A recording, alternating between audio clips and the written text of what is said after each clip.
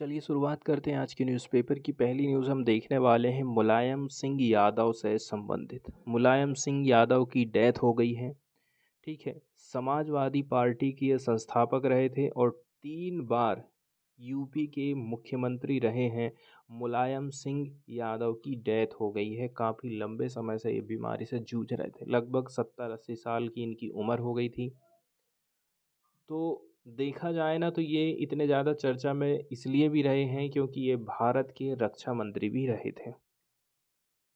Samajwadi party, ठीक है, patriarch मतलब कुलपति कह सकते हैं आप जिसको, और 3 टाइम उत्तर प्रदेश के चीफ मिनिस्टर मुलायम सिंह यादव की डेथ हो गई है मंडे के दिन at Gurugram hospital after a long spell of illness.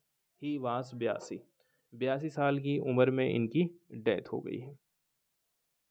फिर बताया जा रहा है कि इस प्रकार से देखा जाए इनकी डेथ पर उत्तर प्रदेश के चीफ मिनिस्टर, इसके साथ साथ में हमारी जो राष्ट्रपति हैं द्रौपदी मुर्मू, मिस्टर सिंह, ठीक है, सब लोगों ने इनको श्रद्धांजलि अर्पित की है। इसके बाद आप देख रहे हैं फ्रंट पेज से ही रसिया के द्वारा कुछ मिसाइल अटैक किए गए हैं। कहाँ पर? यूक्रेन पर। रसिया वैसे ये मिसाइल अटैक करता या नहीं करता ये अभी तो कोई फिक्स नहीं है, लेकिन रसिया ने क्रीमिया पर कब्जा किया है। मान के चल लीजिए ये क्रीमिया है, ये रसिया है। इसको जो जोड़ने वाला एक पुल था, यहाँ पर जो टैंकर से लदी हुई माल है या फिर ट्रेल, यहाँ पर रेलवे ट्रैक है, इसको जब डिस्ट्रॉय किया गया यूक्रेन के द्वारा, ठीक है, तो उसी के जवाब में रसिया ने भी फ्रेश मिसाइल अटैक किया था यूक्रेन के ऊपर। तो उसी को लेकर के ये न्यूज़ आई है। इसके बाद हम सीधे चलते हैं एडिटोरियल वाले पेज की तरफ और एडिटोरियल में देख लेते हैं कुछ महत्वपूर्ण बातों को। आज का जो एडिटोरियल रहा था वो हमारा सप्लाई चेन को लेकर के है। पार्टिकुलरली हम बात कर रहे हैं मिनरल की सप्लाई चेन को लेकर के। जैसे कि रसिया और यूक्रेन के बीच में युद्ध चल रहा है, इससे जो तेल के दाम हैं बहुत ज़्यादा बढ़ गए हैं। ठीक है। यूरोपियन कंट्रीज़ ने रसिया के ऊपर सैंक्शन लगा दिया है कि हम आपसे कच्चा तेल नहीं खरीदेंगे। अब रसिया दूसरी तरफ मार्केट खोज रहा है कि मैं अपना माल आखिर बेचूंगा किसको। दूसरे नंबर की बात, यदि भारत ईरान से या फिर रसिया से तेल खरीदता है तो अमेरिका का डर लगा रहता है कि कहीं अमेरिका हमारे ऊपर सैंक्शन ना लगा दे। ऐसे बहुत सारे सिनारियो बन रहे हैं। तो कैसे करके हम सप्लाई चेन वाले सिस्टम से अपने आप को आगे बढ़ा सकते हैं, आगे निकाल सकते हैं।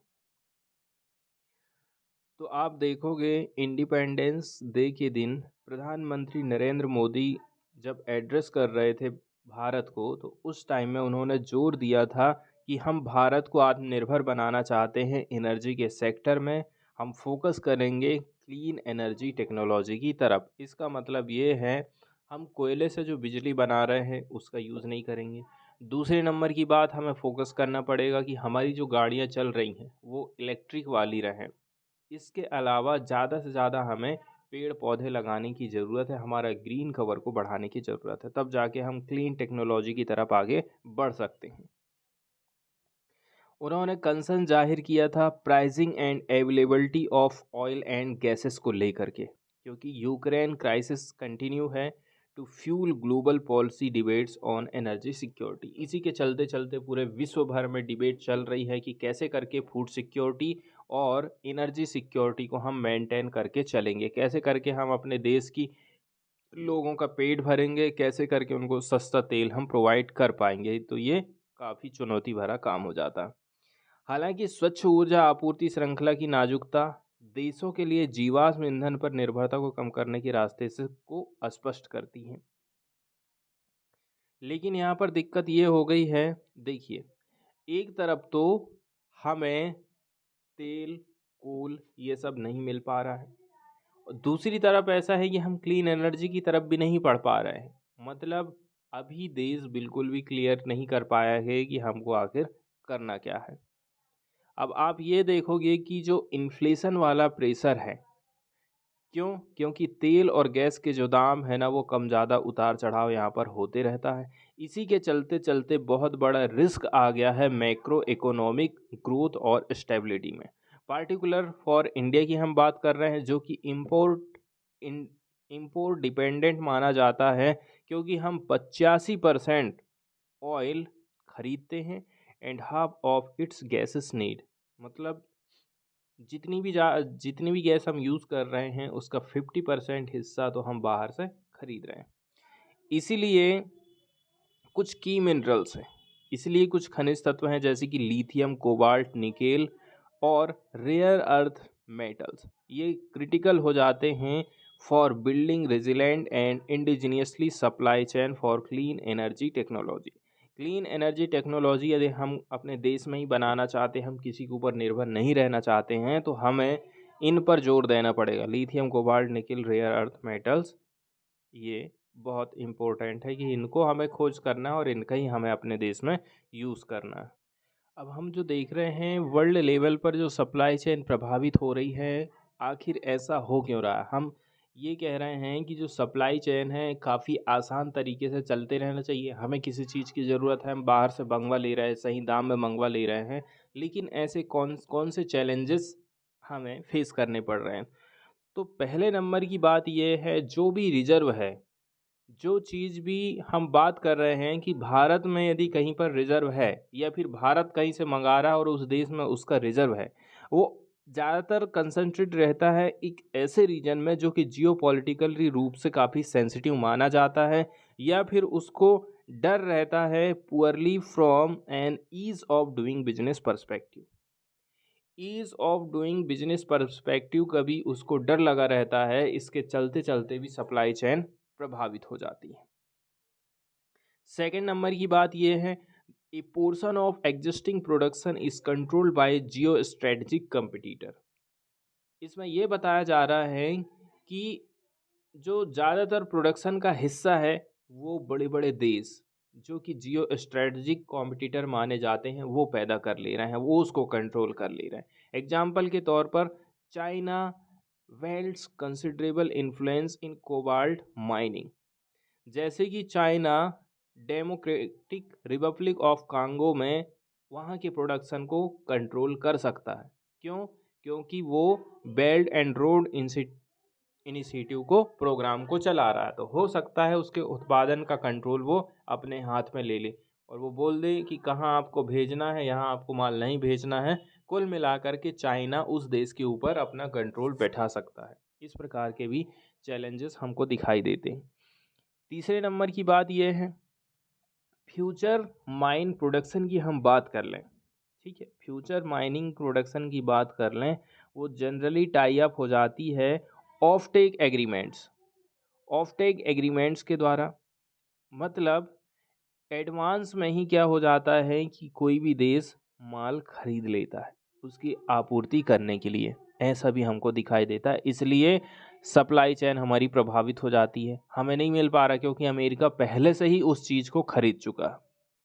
तो आखिर आप कौन कौन से कदम उठा सकते हैं? तो पहला जो स्टेप होना चाहिए वो क्या हो, towards the sourcing of strategic minerals the Indian government established Khanij Khanij Videsh India limited काबिल इन 2019। तो जो स्ट्रेटजिक मिनरल्स हैं उनके सोर्स के लिए इंडिया की तरफ से कुछ स्टेप उठाए गए थे, जैसे कि एक संस्था का निर्माण किया गया था खानजी विदेश इंडिया लिमिटेड काबिल 2019 में। Second, with the mandate to secure mineral supply for domestic market. उसका ये उद्देश्य था कि कम से भी कम हमें अपने इतना तो सिक्योर कर लेना है कि हम हमारे डोमेस्टिक मार्केट के लिए मिनरल की सप्लाई को इंश्योर कर सकें। इसके अलावा CEEW के द्वारा कुछ स्टडी किया गया था और यहाँ पर कुछ सजेशन दिए जाते हैं पॉलिसी मेकर्स को कि आप इन इन बातों का ध्यान रखें। पहले नंबर की बात तो ये है कि हमारे देश में जो भी मिनरल्स की रिक्वायरमेंट है डोमेस्टिक इंडस्ट्री के लिए उसका आप पता लगाइए, उसका क्या क्या फिगर हो सकता है। सेकंड नंबर की बात यह है, इसको आप कैसे करके प्राप्त कर सकते हैं, ये फिगर आपको कहाँ से मिलेगा। तो इसके लिए आप मिनिस्ट्रीज ऑफ पावर का सहारा लीजिए, न्यू एंड रिन्यूएबल एनर्जी का सहारा लीजिए, हैवी इंडस्ट्री और साइंस एंड टेक्नोलॉजी का सहारा लीजिए, इनसे डाटा इकट्ठा करिए। इसके बाद आपको 5 साल का एक रोड मैप्स तैयार करना है विथ क्लियर टारगेट्स। उसका टारगेट एकदम क्लियर होना चाहिए कि हम डिप्लॉयमेंट करेंगे और इंडिजिनियसली मैन्युफैक्चरिंग करेंगे क्लीन एनर्जी एप्लीकेशंस को। ठीक है, जितने भी क्लीन एनर्जी के एप्लीकेशंस हैं कि हम यहाँ पर सौर ऊर्जा का यूज़ कर सकते हैं, हरित ऊर्जा का यूज़ कर सकते हैं, यही सब प्रोवाइड करेगी विजिबिलिटी टू डोमेस्टिक इन्वेस्टर। यहाँ पर लोगों को, जो डोमेस्टिक इन्वेस्टर हैं, उनको दिखाई देने लगेगा कि हमें कहाँ कहाँ पर इन्वेस्ट करने की ज़रूरत है। इसके बाद आपको मूल्यांकन करना है technology mix that would support this deployment. इसके बाद आपको, आप जो काम कर रहे हैं, इसका मूल्यांकन करना है टेक्नोलॉजी को मिक्स करते हुए। इसके बाद सेकंड सजेशन यहाँ पर दिया जाता है कि हमें कोऑर्डिनेट करके चलना है डोमेस्टिक इंडस्ट्री के साथ में। भारत के जो लोकल उद्योग हैं, उनके साथ आप कोऑर्डिनेशन बना करके चलिए और ये डिटरमाइन कर लीजिए कि कहाँ पर आपको स्ट्रेटजिक इंटरवेंशन करने की ज़रूरत है, मतलब जहाँ पर सरकार अपना हस्तक्षेप कर सकती है। ठीक है, आवश्यक पर्पस के हिसाब से। सेकेंड नंबर की बात यह है, जो काबिल संस्था हम बनाए थे, ये कोलैबोरेट कर सकती है उन इंडस्ट्री के साथ में ताकि बोल्स्टर कर सके। बोल्स्टर करना मतलब, इसका मीनिंग हम देख लेते हैं, किसी को प्रोत्साहन करना, बढ़ावा या फिर समर्थन देना। तो जो काबिल संस्था है वो कोलैबोरेट करके चलेगी किसके साथ में, इंडस्ट्री के साथ में। तब जा कर के जो मार्केट इंटेलिजेंस कैपेबिलिटीज़ हैं, उसको वो प्रोत्साहित कर सके कि वो ट्रैक कर सके ग्लोबल सप्लाई साइड डेवलपमेंट्स को। सप्लाई तरफ की जो डेवलपमेंट हो रहा है, जो विकास हो रहा है, वो कितना पहुंचा है, क्या हमें माल मिल पाएगा, नहीं मिल पाएगा, इसकी ट्रैकिंग भी वो कर सके। इसके अलावा कुछ ऐसी तस्वीर का विकास करना है, ठीक है, जो कि प्रोडक्शन कैपेसिटी को बताएगी and economy wide and sector specific policy development is the first step to develop an informed perspective on mineral supply। इसके बाद वाली न्यूज़ हम देखने वाले हैं SCO से रिलेटेड, संघाई कोऑपरेशन ऑर्गेनाइजेशन जिसको बोला जाता है, इसके परिचय को हम देखने वाले हैं। SCO एक इंटर गवर्नमेंटल इंटरनेशनल ऑर्गेनाइजेशन है, अंतर सरकारी अंतर्राष्ट्रीय संगठन है, मतलब बहुत सारी देशों की सरकारें इसमें शामिल है। ये यूरेशियाई राजनीतिक, आर्थिक और सैनिक संगठन है जिसका टारगेट है कि अपना जो एरिया है, इस एरिया में शांति, सुरक्षा और स्टेबिलिटी को बनाए रखना। इसका गठन 2001 में किया गया था।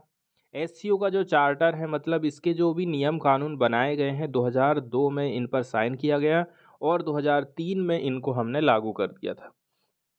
इसकी उत्पत्ति की बात करें तो 2001 में SCO के गठन से पहले कजाकिस्तान, चीन, किर्गिस्तान, रसिया, तजाकिस्तान संघाई 5 के सदस्य हुआ करते थे।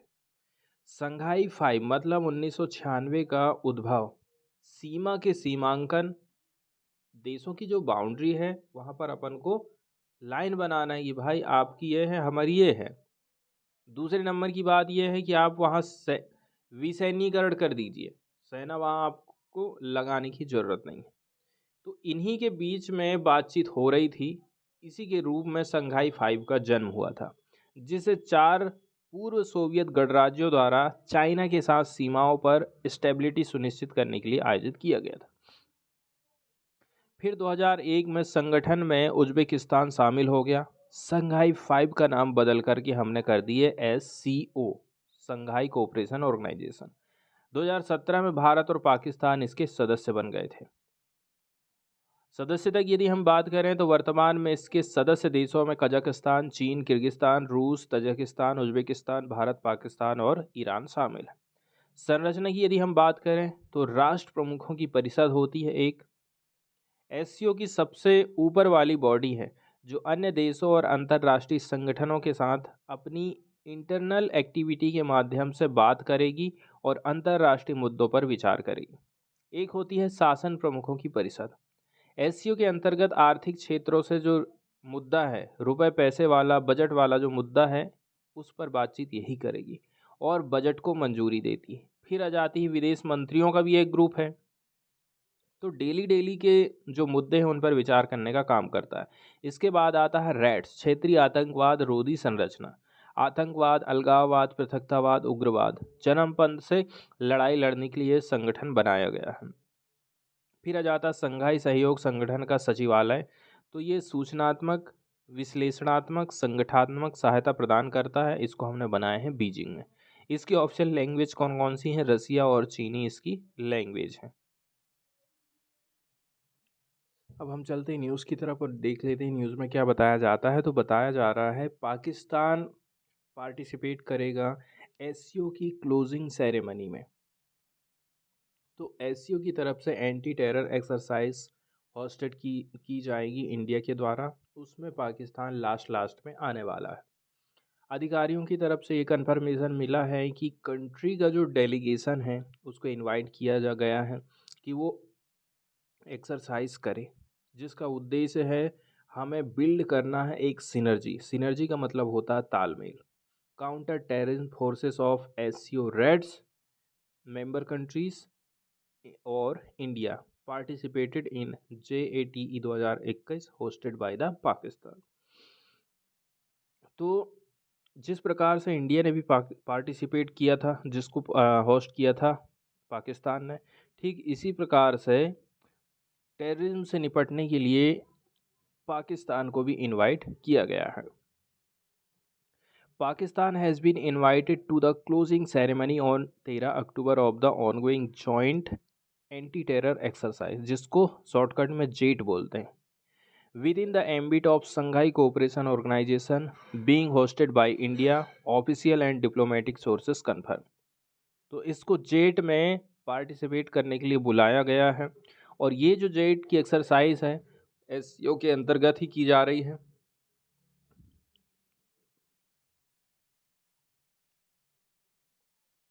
इस एक्सरसाइज का उद्देश्य बताया जा रहा है कि हमें एक्सपर्टाइज को एक्सचेंज करना है।